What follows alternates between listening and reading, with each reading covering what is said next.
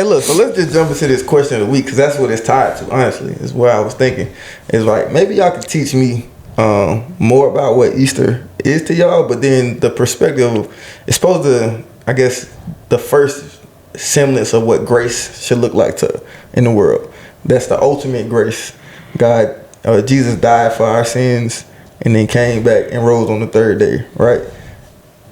Teach me a little bit, but then also, like, how does grace tie in, and then what does it look like in your life? How much grace do you have? All them questions at the same time.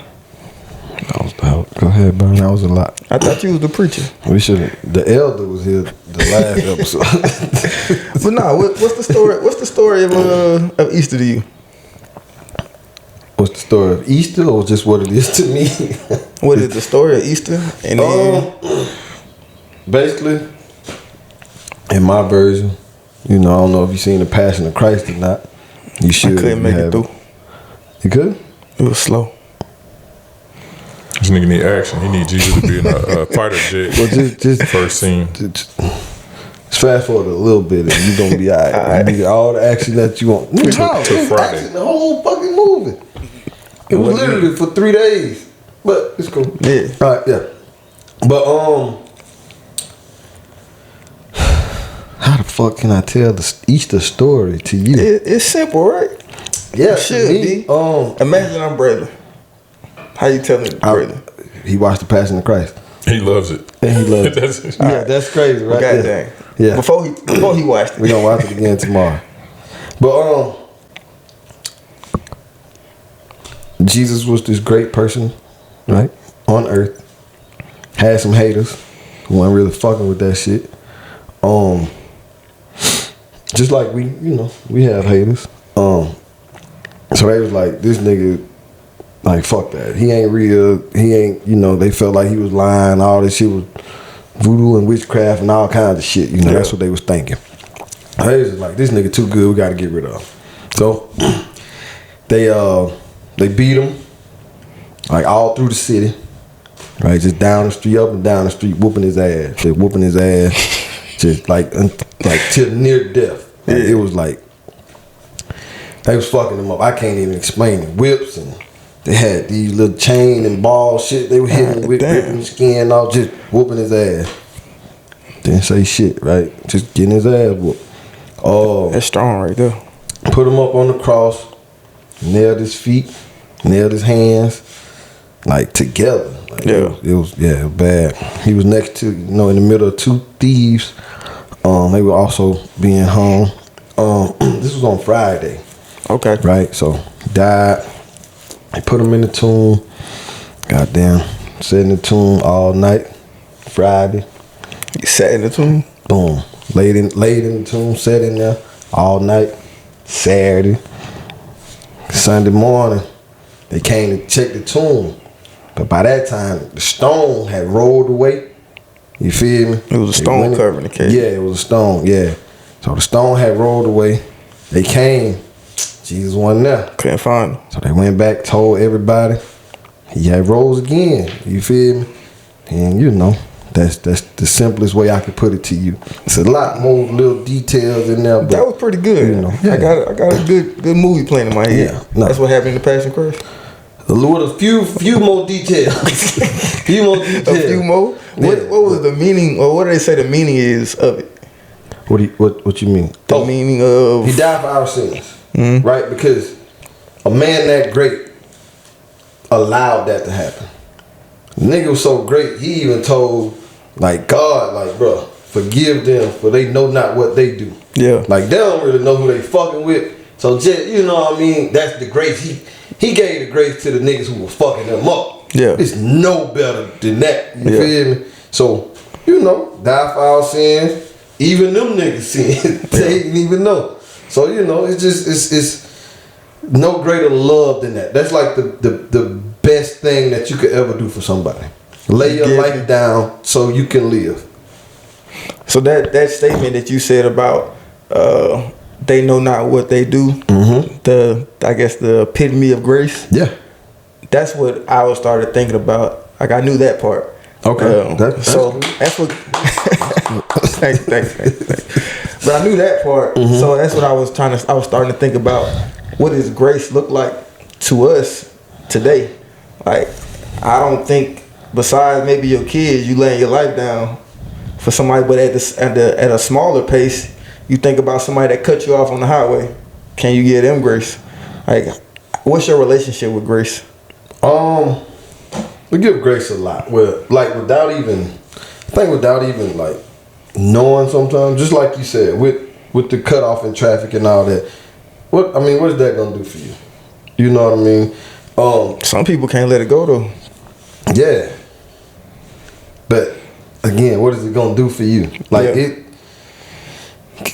giving grace sometimes help free your mental. Yeah. Goddamn, because I give them to my kids all the time. You know what? I'm gonna let that ride, brother. I'm gonna let that ride. You give it to your spouse a lot. I could win this one, but I'm gonna let you have that just so we can enjoy the rest of the week. You know what I mean? Is that grace? Yeah. That mindset? Yeah. Yeah. I thought maybe when I heard it, I was thinking more so like she did something, but it's like, you know what? I've done something like this or done this, so I'm not gonna assault her or pass judgment on her. Gonna escalate. Not just like I could win, but I'm gonna let you live right now. That's grace. Okay. All right. We out here learning. Cause I could have fucked you up. I could have won, but I'm gonna let you ride. That is strong though. To have the power but not use it. Gangsters be giving grace. You see a nigga, but he with his kids. You know what? I'm gonna let you live, my nigga. You with your kids. That's grace. That's grace. Expound. I mean, that was pretty self-explanatory. Like, it's literally like I could. Is that grace? I could harm you and your family. God was on the cross and could have literally came down and fucked shit up. Forgive him. Y'all good. Okay.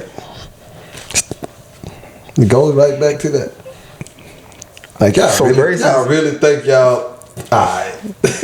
Grace is having power and possibly authority and not using it. Let's Google it. What does it say? Okay.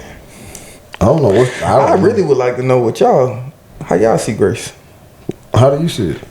I mean, I feel like it's kind of similar, but it's more so just like the understanding that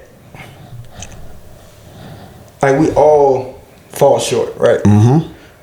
So I'm not going to attack, belittle, berate, put on trial someone for sins that they commit or things that they do, because I know that I, at some point in my life, am going to or have committed a sin, not even a similar sin.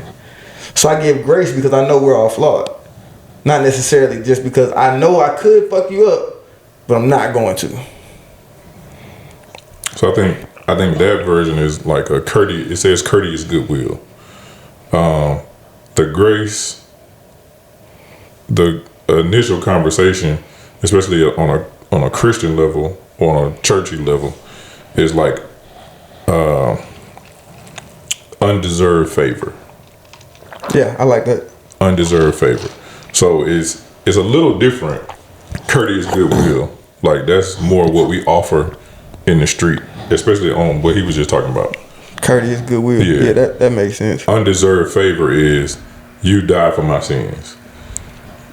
You lit, like, you know what I'm saying? Like, I think that's the undeserved favor is like a grandiose scale. Yeah. As far as a courteous goodwill. To me, Braylon wrote on my wall and I didn't whoop your ass. So I was thinking I was actually thinking of a parent. Yeah. Like a parent has to have an enormous amount of grace. You don't have to. Well, yeah, you don't have to.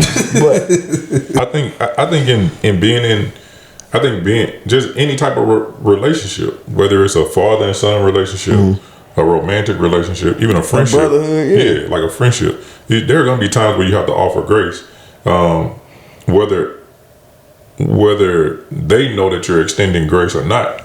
Don't really. It don't matter whether it's said that it's extend. Like Like, I remember we used to say, nigga, I spared your ass. Yeah, y'all went through that period where y'all said that. I still say it, tell yeah. them, hey, I spared your ass. Okay. So it was our way of extending grace. But it's a lot of time, man.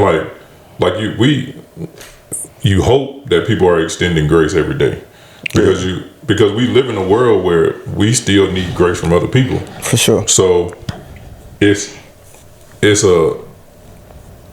my mind is, why wouldn't I extend grace when I know I still need it extended for myself? Where does your grace end? and mercy. Where does it end? Now mercy can run out. Grace, like, God's grace is continuous as long as you have that relationship with Him. His mercy can run out. But where is your grace end? I can't say where to end, honestly. Because to me, it used to be bitch ass N-word to this guy. Yeah. I'm gonna say used to be. It used to be. But where does it end? Depending on the day. On the day, I respect that. Yeah, I think depending on the situation. Yeah. Because I don't want you to feel like I'm going to continue to offer grace because my grace runs out. That's between you and God. God may continue to extend it. So that's what I'm asking. Where does your grace? Not with God, but like you personally. I can't call it on a situation.